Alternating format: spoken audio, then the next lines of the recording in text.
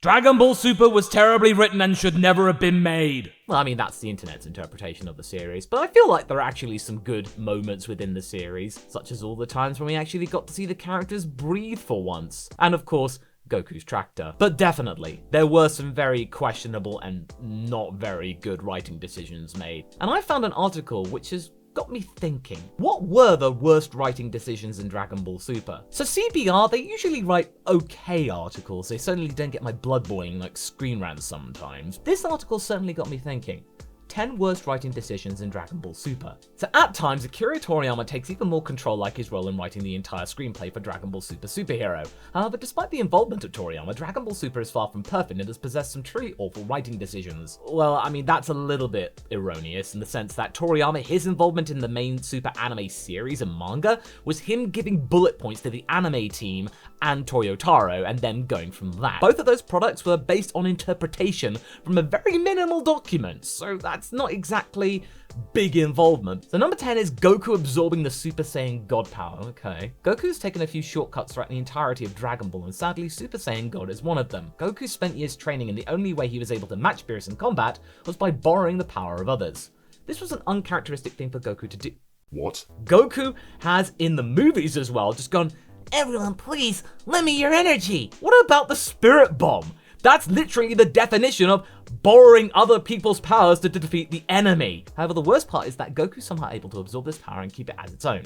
He doesn't earn this power, and the rest of his strength in the series is built up from this point. Doesn't make sense for the character or the show. That's not quite true, in the sense that Goku didn't like getting the Super Saiyan God power. This was a last resort sort of thing. This was the only choice to try and even compete with Beerus, a complete unknown to them at the time. And Goku said on record many times in the actual dialogue that, "I don't like this power, I didn't earn it, but I guess I gotta use it." And the whole thing of them absorbing the power and then him learning it instantly, right at the beginning when Roshi showed the Kamehameha to them at Fire Mountain, Goku was able to instantly do it on a car. So this isn't exactly anything new. This is just yet another example of Goku just being able to tap into a power like that. So this isn't super specific. Number 9 is Master Roshi's return. And okay, I will agree instantly that I think, okay, this was not a good decision. Master Roshi was a prominent character in the original series. He was a highly skilled martial artist and helped train characters like Goku, Krillin, and Yamcha. However, Roshi was quickly surpassed by the main cast, okay? Not only does this make any sense given his power, he also ends up playing a major role in the Tournament of Power.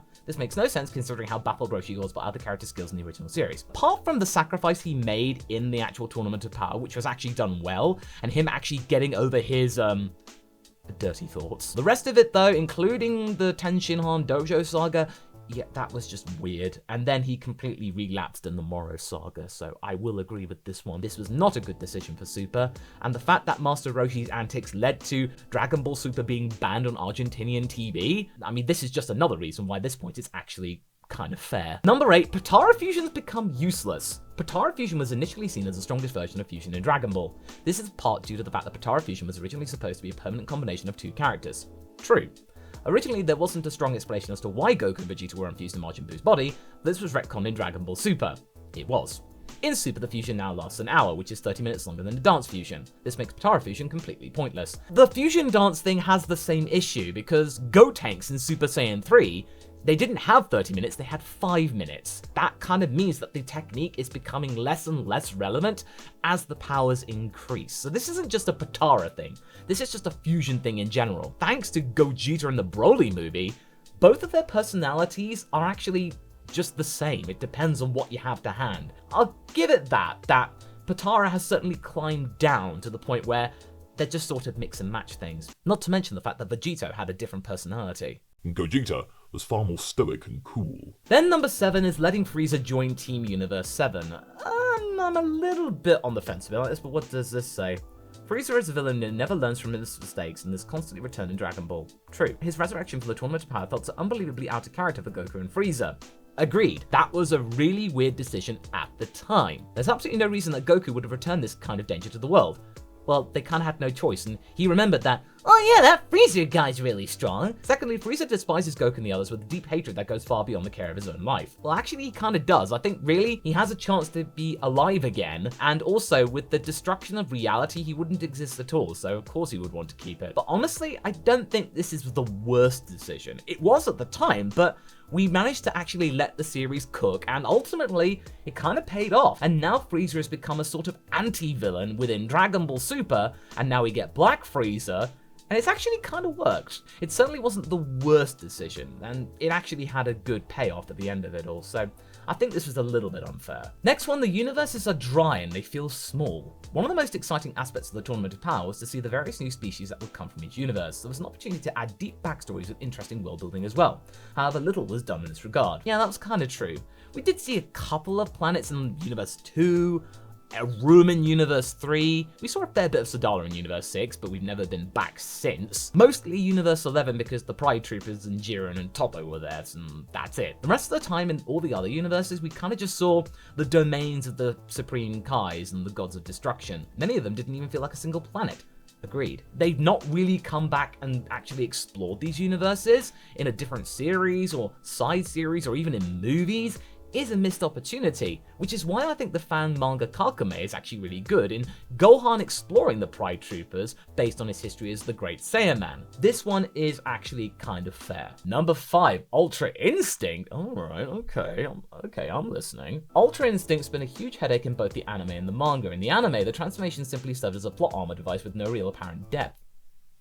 Well, that's kind of what every other transformation was, so it's a little bit mean. In the manga, there is an effort to give it more meaning. Recently in the Granola arc, Ultra Instinct's become far more interesting. However, its initial debut didn't make much sense, and it brought flashbacks to Goku training from his childhood of trials that he'd already mastered. I think this is a bit unfair.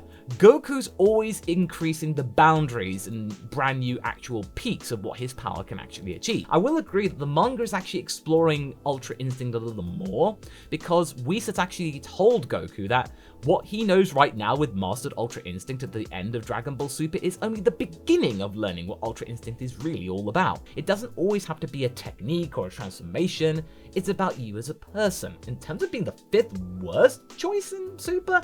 No, I don't agree with that one. It gave people a transformation and people were super hype about it. So people were happy about it and it broke records. It crashed Crunchyroll servers. I don't agree with this one. Number 4, Gogeta was simply fan service. What's wrong with that though? I mean, that's what we kind of needed. The movie compiled some of the popular movies all into one. Goku and Vegeta never had a true reason to fuse against Broly. Well, they kind of did, because Broly went Super Saiyan and went completely nuts, so they kind of had to. Previously, Goku and Vegeta only ever fused when fighting against an enemy who wasn't using their own strength. This is one reason why Goku refuses to use fusion against Kid Buu. However, there's little debate or discussion about this in Broly, and the two of them begin their attempts to fuse into Gogeta against one of the deadliest Dragon Ball characters almost immediately. Having Gogeta in the movie made a lot of sense, but okay, maybe something in its defense this point is that Gogeta, he didn't really have the stoic personality that we saw in Fusion Reborn. It sort of just made Gogeta have the personality of Vegito, almost exactly the same. And yes, what Gogeta did was sort of cool. And it sort of was really cool to see Vegeta's personality shine through in that he just wanted to beat Broly senseless, whereas Goku was wanting to go, "You're not all evil, you know." This is a little bit unfair. It shouldn't be this high on the list, but okay. Gogeta did seem a little bit vapid and a little bit shallow, but I come on, I'll forgive this one. It wasn't one of the worst. Number 3 is Cereal's Dragon Balls. Oh, okay. The Dragon Torombo grants only one wish, but only true Dragon Balls are even required to summon him. On top of this incredibly convenient dragon, the Dragon Balls do not turn into stone after being used. This means that wishes can be granted over and over again as long as the balls can be found each time. There is a drawback to this wish, but it feels like it's far too convenient of a plot device in the story. Yes, it did serve as a plot device in the story, but really, Torombo's powers are actually kinda limited if you're not prepared to make a bargain. I imagine that if you weren't prepared to make a bargain, you could only make very basic wishes because there's only 2 Dragon Balls and they're relatively easy to find and they have no cooldown. The fact is though, is that Granola had to sacrifice nearly all of his life essence to get that power. And the same goes for Gas, and he had to just keep on doing it.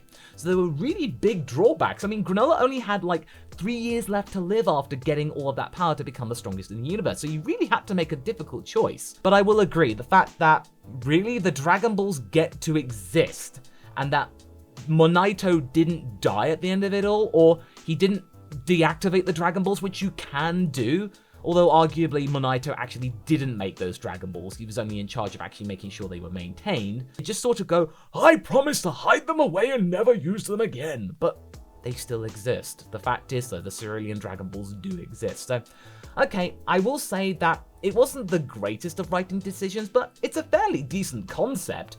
It just really should have been just sewn up a little bit more effectively, as in have Monito sacrifice himself, and then that means these Dragon Balls become inert and can never be used again. Therefore, just drawing a line on it, there you go, done and dusted. These still exist, so that's still a problem. Beast Gohan is too unoriginal. Beast Gohan is Gohan's strongest Dragon Ball form yet, but is one of the worst design transformations in Dragon Ball, and the writing behind the form isn't much better. The entire intent of the transformation is for it to mirror Gohan's Super Saiyan 2 form from the Cell games. Seen as almost exactly the same as Gohan's transformation in the Cell games, and happens against another version of Cell. This was expected given how many similarities Superhero already had with the Cell games, but the lack of originality is painfully apparent. It instead cheapens Gohan's original Super Saiyan 2 scene. I kind of agree with this, but the execution of it was still pretty cool. But nothing can top the original Super Saiyan 2 transformation. When I was recording this for DBZA, the Super Saiyan 2 scream, I was determined to get that scream right. There was so much pressure. I've been building myself up for a decade to do that scream, and thankfully it paid off. This one though, even though at the time it was pretty cool and seeing the execution of it was awesome, and then seeing Kale Bear enjoying himself a lot to go, "Yeah, it's my turn." He had a lot of fun recording it, but yeah, okay.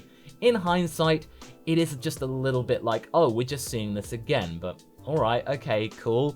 Gohan's at least caught up to the likes of Goku and Vegeta, so okay, fair enough, but this actually needs to be built upon instead of just being a one-time thing, and actually Gohan not sort of regressing, and then we're going to have to repeat the process over again with Orange Piccolo basically telling Gohan to get a grip. And then I would say this one's fair too, the power creep. Hitting the wall of the gods was an incredible feat on both Goku and Vegeta's parts. Beerus' strength was incredible when he was first introduced, so much so that the Super Saiyan 3 Goku couldn't injure him at all. Goku and Vegeta had already been leagues ahead of most of the other characters before even reaching the level of a god, so it makes no sense that most of the other characters should have been anywhere near that level. This power creep was an issue throughout the series, and it felt as if the series simply didn't care. Characters were as strong as they needed to be for the plot. Yes, I would say so. The power creep in Super was even worse than in Z. At least in Z, some of the other characters had stuff to do, and not to mention it was also really inconsistent in the anime with the Tournament of Power, with Super Saiyan Blue going up against Krillin, then Android 17, then Frieza. It sort of was just chopping around all over the place. You could argue that Goku just used blue and then tempered his power to make Krillin feel good, but even then it sort of just made people all the more confused, and it did mean that, for the most part, it was Goku and Vegeta, and then the rest. Dragon Ball Super has sort of addressed it with Orange Piccolo and now Beast Gohan, now sort of catching up a little bit, so it's now maybe 4 characters which are at the top, or 5 including Black Frieza, so at least half of the Team Universe 7 are actually sort of relevant, but the rest of them are just sort of falling behind. Even though Android 17 is actually sort of up there too, and so it's sort of less bad now, but during Super's run in the anime, yeah, that definitely was a problem.